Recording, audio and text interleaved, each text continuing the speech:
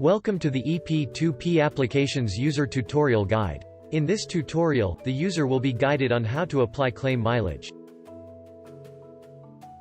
To go to eP2P application e-claims, user need to click HR self-service.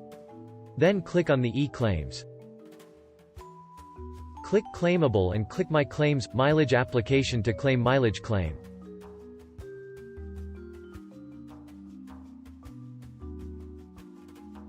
If user want to add another claim mileage in the same application, user can click Add button.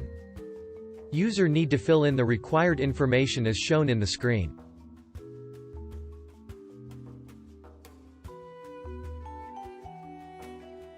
Click Get Distance to get location for mileage. User need to enter location from and to in order to calculate mileage.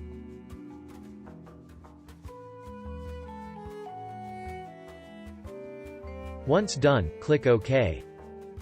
The location will be auto-key in together with the mileage.